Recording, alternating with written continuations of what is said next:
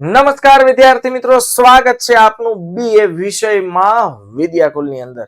ધોરણ 11 બાળકો વાણિજ્ય વ્યવસ્થા અને સંચાલન, અને એમાંય બાળકો સરસ મજાનું ચેપ્ટર છે આપણું ધંધાનું સ્વરૂપ, હેતુ અને કાર્યક્ષેત્ર. કોઈ પણ ધંધાકીય એકમ હોય છે એને સફળ થવા માટે નાણાંની જરૂર પડે. નાણાં વિના કોઈ પણ ધંધો ચાલતો નથી. એટલા જ માટે ધંધાના અલગ અલગ પાર્ટ્સ બની ગયા છે. ઓછી મૂડી વાળો ધંધો હોય તો એને વૈયક્તિક માલિકી કહેવાય. વૈયક્તિક માલિક કરતા મૂડી વધુ હોય તો એને ભાગીદારી પેઢી કહેવાય. અને જાયન્ટ ધંધો હોય, ખૂબ વિશાળ, સૌથી વધુ મૂડીની જ્યાં જરૂર પડે એને કહેવાય કંપની. એ સિવાય હિન્દુ કાયદા પ્રમાણે વાત કરીએ તો હિન્દુ અનડિવાઇડેડ ફેમિલીઝ પણ અવેલેબલ છે. અને સહકારી મંડળીઓ કે જે સેવાના હેતુથી કાર્ય કરે છે. વિના સાથ સહકાર નહીં ઉદ્ધાર. આવી રીતે બાળકો ધંધાકીય એકમ ચાલે છે તો ધંધાના હેતુઓ શું હોય? હું તમને હેતુઓનો શબ્દ, ઘણા છે ને હેતુ નથી સમજાતું, હેતુ એટલે શું. હું એમ કહું, તમને સિમ્પલ પ્રશ્ન પૂછું, તમારો ભણવાનો હેતુ શું?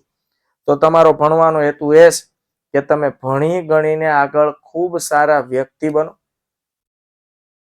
ભણી ગણીને તમે આગળ તમારા માતા પિતાનું નામ રોશન કરો, તમારું સારું કરિયર બનાવો, જિંદગીમાં ખૂબ સફળ થાવ અને ખૂબ સારું ક્વોલિટી બેઝ વાળું જીવન જીવો. એ તમારા જીવનનો શું હોવો જોઈએ? ધ્યેય. એટલે કે શું હોવું જોઈએ બાળકો? હેતુ હોવો જોઈએ. ઓકે, તો આ છે બાળકો ધંધાના હેતુ. તો એવી જ રીતે બાળકો ધંધાના શું હેતુઓ છે? તો ધંધાકીય એકમનો જન્મ ક્યાં થાય? જો યાદ રાખજો, ધંધાનો જન્મ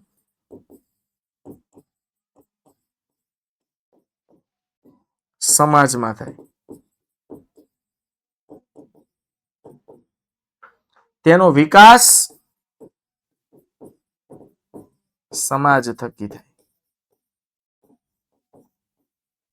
ધંધાનો જન્મ પણ સમાજમાં થાય, ધંધાનો વિકાસ પણ સમાજ થકી થાય, અને ધંધાનું વિસર્જન પણ સમાજમાં જ થાય. તમે ક્યારે એવું વિચાર્યું કે હિમાલયની ટોચ ઉપર કોઈ ધંધો હોય? નહીં. ધંધો એવી જ જગ્યાએ હોય જ્યાં સામાજિક પ્રવૃત્તિઓ ચાલતી હોય, જ્યાં સામાજિક લોકો વસવાટ કરતા હોય. કારણ કે હું કોઈ પણ વસ્તુનું ઉત્પાદન કરું, સામે લેવા માટેનું ગ્રાહકોનું વર્તુળ, ગ્રાહકોનું સર્કલ તો હોવું જોઈએ કે નહીં? એટલા માટે એમ કહેવાય કે ધંધો એવી જગ્યાએ કાર્યરત હોય છે જ્યાં સૌથી વધુ ગ્રાહકો હોય છે. ઓકે, તો ધંધાકીય એકમના હેતુઓ શું છે? મેં કેટલા ગ્રાહકોના નામ લીધા, સમાજનું નામ લીધું. તો ધંધાનું આ બધા પ્રત્યેનું કંઈક કંઈક કર્તવ્ય બને છે. સાહેબ બીએ છે ને આ રીતે શીખવાના છીએ આપણે. અચ્છા, તમે સાહેબ આ છે ને બાળકો 5 મુદ્દા છે, આ મુદ્દા યાદ રાખવાની ચાવી છે.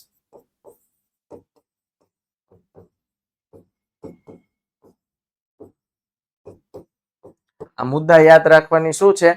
ચાવી છે. જો હું તમને સમજાવું. હવે આવું ક્વોલિટી બેઝ એજ્યુકેશન, મેં શું કીધું? ક્વોલિટી જરૂરી છે. અને આવું ક્વોલિટી બેઝ એજ્યુકેશન તમને અહીંયા મળવાનું છે. વિદ્યાકુલ લર્નિંગ એપ્લિકેશન 9 થી 12 ધોરણ Vidyakul app Google play store પર જઈને ડાઉનલોડ કરી લ્યો બાળકો. તમારું કામ ખૂબ જ પ્રોપર વેમાં થશે. અથવા હું રિપીટ એટલે કરવું પડે છે કે તમે એક ટ્રાય નથી કરતા. સાહેબ તમે આમાં ન જોડાવ ને કાંઈ વાંધો નહીં, પણ એકવાર ટ્રાય કરીને જાણો તો ખરા. ટોલ ફ્રી નંબર છે, જાણવાના ક્યાં તમને રૂપિયા મળવાના દેવાના છે કયો? માણસો એમાંય ગભરાય છે, જાણો. એટલે આ એજ્યુકેશન છે સાહેબ. એજ્યુકેશન માટે જે જાણવું પડે ને એ માટે એક રિંગ કરવી પડે ને કોલ કરીને ગમે તેટલા પ્રશ્નો પૂછવા પડે, પૂછી લેવાય, જો આપણું જીવન એનાથી સુધરતું હોય. કારણ કે આ ગુજરાતની નંબર 1 ટીમ છે કોમર્સમાં એજ્યુકેશન આપનાર. બરોબર, લાઈવ લેક્ચર આવે, રેકોર્ડેડ લેક્ચર આવે, ડાઉટ સોલ્યુશન આવે, ક્લાસ પીડીએફ આવશે, અને કેટલી બધી સુવિધા છે. અને હિસ્ટોરિકલ રિઝલ્ટ આપણી યુટ્યુબ ચેનલ છે વિદ્યાકુલ ગુજરાતી કોમર્સ, એમાં તમે જુઓ બાળકોના ઇન્ટરવ્યુ. એ કોઈ ડમી ઇન્ટરવ્યુ નથી સાહેબ. હોનહાર વિદ્યાર્થીઓ જે ટોપર બેચ વિદ્યાકુલમાં અમારી પાસે ભણી ગયા હતા અને સારી એવી A1 ગ્રેડ જેવી ટકાવારી લાવ્યા હતા, ત્યારે થઈને એના કોઈ પણ ગામડામાં રહેતા હોય ને ત્યાં જઈને આપણે તેના ઇન્ટરવ્યુ કન્ડક્ટ કરેલા છે. તો બાળકો આપણો એ અમારો હેતુ છે. અમારો હેતુ શું છે બાળકો? વિદ્યાકુલનો હેતુ શું છે? કે વિદ્યાકુલના માધ્યમથી હર ઘર વિદ્યા જવી જોઈએ. દરેક ઘરે વિદ્યા જવી જોઈએ. દરેક ઘરે એજ્યુકેશન જવું જોઈએ. એજ્યુકેશન જાય ને એ ઘરમાં સમજદારી આવે, ને સમજદારી આવે ને એ ઘરનો બાળકો શું થાય? વિકાસ થાય, પ્રગતિ થાય. ઓકે, તો વાત કરીએ બાળકો આર્થિક હેતુ. આર્થિક હેતુઓની વાત કરીએ તો એમાં આવશે નફાનો હેતુ, મહત્તમ સંપત્તિના સર્જનનો હેતુ અને અન્ય આર્થિક હેતુઓ. તો આ છે આર્થિક હેતુ. નફાનો હેતુ છે, મહત્તમ સંપત્તિના સર્જનનો હેતુ છે અને અન્ય આર્થિક હેતુઓ છે. એટલે બે પ્રકારના હેતુઓ છે. કોઈ પણ ધંધો હોય એના મુખ્ય હેતુઓ કયા છે? બે પ્રકારના. એટલે પરીક્ષામાં 1 માર્ક્સમાં પ્રશ્ન પૂછે કે ધંધાના હેતુઓ જણાવો. તો ધંધાના મુખ્ય બે હેતુઓ છે. પેલું છે આર્થિક હેતુઓ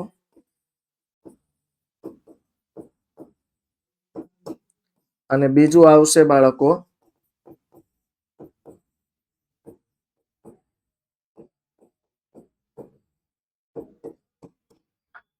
સામાજિક હેતુઓ.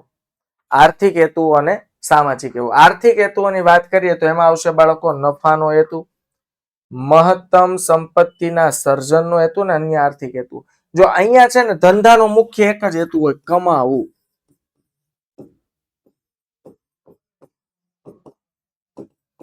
અહીંયા છે ને ધંધાકીય એકમનો મુખ્ય એક જ હેતુ છે, કમાવું કઈ રીતે. ઓકે, તો આર્થિક હેતુઓની વાત કરીએ તો એમાં સૌથી પહેલા આવશે બાળકો નફાનો હેતુ. ત્યાર પછી આવશે મહત્તમ સંપત્તિના સર્જનનો હેતુ અને અન્ય આર્થિક હેતુઓ. દુનિયાનો કોઈ પણ ધંધો હોય છે એનો સૌ પ્રથમ પહેલો અને મુખ્ય હેતુ શું હોય? નફો કમાવાનો. ત્યાર પછી નફો કમાવાના માધ્યમથી ધંધામાં મહત્તમ સંપત્તિનું સર્જન થાય. હા, એની પોતાની પર્સનલ સંપત્તિ તો વધશે જ, પણ બીજી મહત્તમ સંપત્તિનું પણ શું થાય? સર્જન થાય. અને અન્ય કેટલાક આર્થિક હેતુ, આ મુખ્ય હેતુ છે. ત્યાર પછી આવે બાળકો સામાજિક હેતુ. યાદ રાખજો, કોઈ પણ ધંધાની પહેલી પ્રાયોરિટી હોય ને આર્થિક હેતુઓ સિદ્ધ કરવાની. સામાજિક હેતુઓની જો વ્યાખ્યા છે, મેં મુદ્દા યાદ રહે ને વ્યાખ્યા, સારો ગુણ વાજબી હે. શું બોલવાનું બાળકો? સારો ગુણ વાજબી હે. તો એની વાત કરીએ બાળકો, સૌથી પહેલું આવશે સામાજિક જવાબદારીનો હેતુ. જો મેં તમને શું કીધું? ધંધાનો જન્મ સમાજમાં થાય છે. એટલે ધંધો સમાજ માટે છે ને સમાજ ધંધા માટે. યાદ રાખજો, ધંધો ચલાવવા માટે કર્મચારીઓની જરૂર પડે અને કર્મચારીઓ ક્યાંથી મળે? સમાજમાંથી. તો આજે ધંધાકીય એકમ ખૂબ પ્રગતિ કરે, ખૂબ સારો એવો નફો કમાતો હોય ને, ત્યારે ધંધાનું પણ ફરજ બને છે કે સમાજ માટે ઉપયોગી બને. એટલે જ ઘણા ધંધાકીય એકમો જુઓ સમાજના લોકો માટે સરળતાથી નજીવા ખર્ચે સારવાર લઈ શકે એ માટે ટ્રસ્ટ બેઝના હોસ્પિટલો બનાવે છે, શાળા કોલેજો બનાવે છે, યુનિવર્સિટીઓ બનાવે છે, સમાજ કલ્યાણ માટે. અને આ હેતુ ધંધાનો હોવો જોઈએ. ત્યાર પછી છે રોજગારીની તકો પૂરી પાડવાનું. જો ભાઈ કોઈ પણ ધંધાકીય એકમ હોય એનું સૌથી મુખ્ય હેતુ નફો કમાવાનો હોય, પણ યાદ રાખજો ધંધો છે ને સૌથી મોટામાં મોટું પુણ્યનું કામ છે. શું કામ? કે ધંધાકીય એકમ રોજગારીની તકો પૂરી પાડે છે. એટલે ધંધાનો મુખ્ય હેતુ શું હોય છે? રોજગારીની તકો પૂરી પાડવાનો ધંધાનો મુખ્ય હેતુ હોય છે. ત્યાર પછી ગુણવત્તાવાળી વસ્તુઓ અને સેવા પૂરી પાડવાનો હેતુ. કોઈ પણ ધંધાકીય એકમ હોય શું કરે? ગુણવત્તાવાળી વસ્તુ પૂરી પાડે છે, ક્વોલિટી બેઝ સેવાઓ પૂરી પાડે. એ ધંધાનો હેતુ હોવો જોઈએ. હું આજે ધંધો ચલાવતો હોય તો મારે ક્યારે મારા ગ્રાહકોને છેતરવાનો આગ્રહ રાખવો જોઈએ નહીં. હું આજે ધંધો ચલાવું છું તો ક્યારેય ગ્રાહકોનું આરોગ્ય જોખમાય એવી હલકી ગુણવત્તાવાળી વસ્તુઓ પૂરી પાડવી જોઈએ નહીં. એટલે ગુણવત્તાવાળી વસ્તુઓ અને સેવા પૂરી પાડવાનો હેતુ હોવો જોઈએ. ત્યાર પછી વાજબી વેપારી રીત રસમો અનુસરવાનો હેતુ. ધંધાકીય એકમ છે તો ધંધાકીય એકમ વાજબી વેપારી રીત રસમો અનુસરતો હોવો જોઈએ. હે ને, વેપારીઓનો એસોસિએશન હોય, શોષણ ન કરે ગ્રાહકોનું, એટલે કે જરૂર કરતા વધુ કિંમત વસૂલ ન કરે, સંગ્રહખોરી ન કરે. આવી ઘણી બધી વેપારીઓ રીત રસમોનું અનુસરણ કરતા હોય. અન્ય કેટલાક હેતુઓ છે જેનું ધંધાએ પાલન કરવાનું હોય છે. વિદ્યાર્થી મિત્રો, આ તમને મેં બહુ ડિટેલમાં કીધું. એવું તમને લાગે છે સાહેબ આટલું કીધું ને તોય તમને એમ લાગે વાહ વાહ છે સાહેબ, આનાથી વધુ ડિટેલમાં હું તમને આપણી આ ટોપર બેચમાં ભણાવવાનો છું. તો હજુ સુધી 11મા ધોરણના બાળકો યાદ રાખજો, કોમર્સ તમારી લાઈફમાં પહેલી વાર આવ્યું છે. આ વિષયો તમારી જિંદગીમાં પહેલી વાર આવ્યા છે. બસ આ વિષયોને સારી રીતે ટેકલ કરવા માટે, સમજદારીથી આગળ વધવા માટે જોડાઈ જાવ ટોપર બેચમાં. અને મેં કીધું ને ફતેહ છે આગે, માં ભોમ કરીને પડો ફતેહ છે આગે. ટોપર બેચમાં જોડાઈ જાવ, જીતશો બાળકો. 12મા ધોરણમાં રેડી થઈ જશે. મળીએ બાળકો, આવજો.